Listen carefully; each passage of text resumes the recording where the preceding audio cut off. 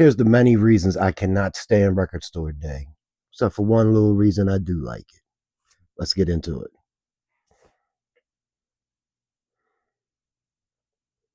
First of all, what it's evolved to. It's become the one day that I do not, I mean, absolutely do not go to the record stores or anything. I go digging mostly every day in some capacity, but record store day, hang it up. For one, it brings out the weekend warrior type collector. It brings out the people that don't normally buy records. And any other record collector knows we don't want nobody new being turned on to vinyl. It's already enough of a sport now finding the stuff we want, let alone adding more cooks in the kitchen, I guess you would say. And I mean, that aspect of it is just I can't stand it. And the whole point of going and waiting in line at the record store so you can go get a $50 colored vinyl pressing of straight out of Compton from some 60-year-old goofball with freshly inked tribal band tattoos and fedora on, acting like he's the vinyl revivalist for that area. You know what I mean? I can't stand that. Some record store owners are a handful to begin with. I mean, I know us collectors and diggers are a handful, but some of these owners, they're just snobby pricks. Let's be honest. I mean, it's always been like that. I mean, I'm sure if you talk to your parents about record store owners back in the day, they were probably pricks too. They're condescending, and I mean that that sums them up. They're just very condescending. And it's not all of them, but it's a good amount of them that you just like, let me get my record and get the hell out of here. You know what I mean? But yeah, that the aspect of record store day, just bringing out these goofballs to spend. I mean, it's good for the independent stores. Um, well, I mean, like, that's all record stores now are independent. There ain't no chains really. You know what I mean?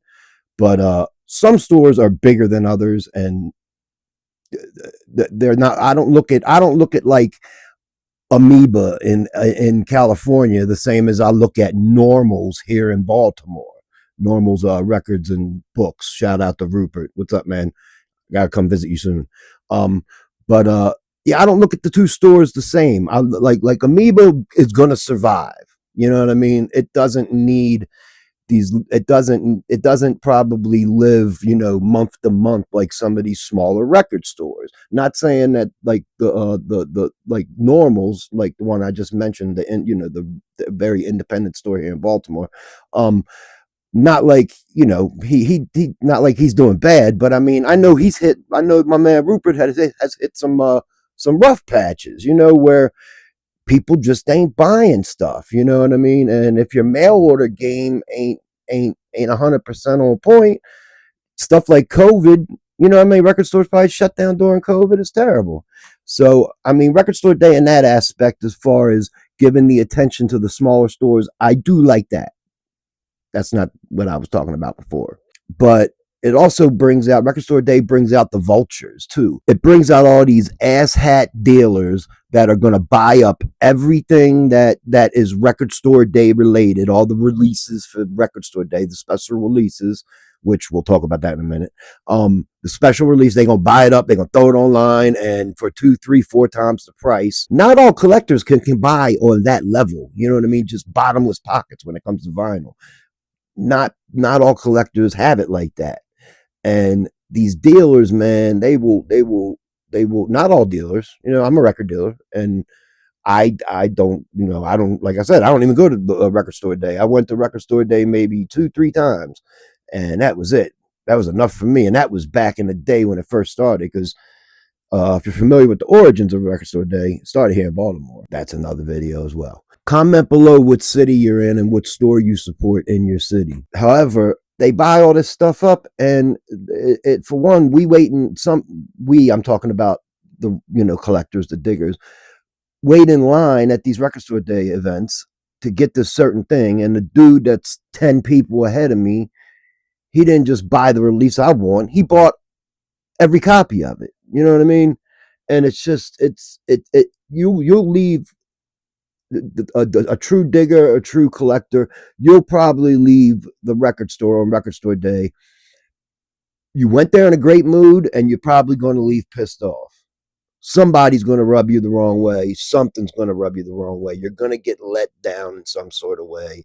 And I mean, that's just that's a fact. I would say it's a fact. I hear so many horror stories about record store day.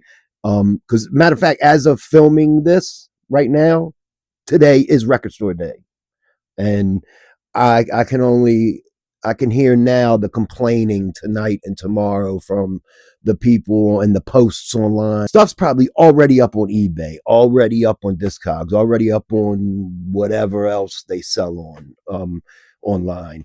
It's probably this stuff's probably already up there because it's sold out already everywhere, and it's probably already up there marked up 3-4 times the price and stuff like that, man. It screws the game up for other dealers and like the honest dealers that we got to make money too, but we're also diggers and collectors, so we understand. You try to meet in the middle. I got to make a couple little bit of bread on selling you something, but also on the buying end, if I'm buying, I want, I'm hoping you go look out for me if I'm a return customer or whatever, so not all dealers like that. There's a lot of dealers that are just complete dickheads. I mean, seriously.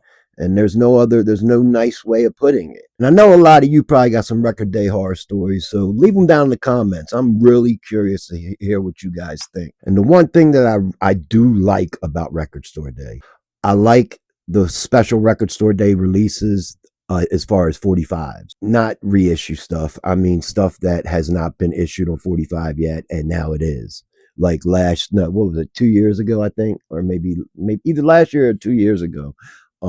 My daughter ordered me 2 copies of well, she ordered herself a copy and ordered me a copy, but the 7-inch of De La Soul Magic Number.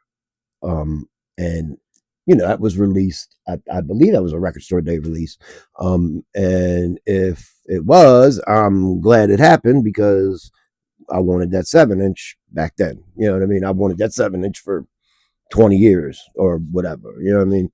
But yeah, the 7-inches that come out of record store day, I do like that because I've gotten a lot of stuff that they decide to release on 45 for record store day. I'm not talking about getting the Tough City release of Impeach the President. No, I got that. I'm good there. I got the real joints. I got the real ones. But I don't mean the reissues. I don't mean reissuing something, because that goes back to what I was saying earlier about the colored vinyl. Like you'll see all these reissues. Like, go to any Barnes and Noble, go to any record store that carries like new stuff, like, and has a big selection. They'll have $40 reissues of Hello Dolly soundtrack, which you got to pretty much throw them away from from the thrift stores at this point, because it's so many of them. Let alone, people don't want the original. I don't think too many people's buying the reissue unless they ain't got no sense. You know what I mean? But they got dollars, but no sense.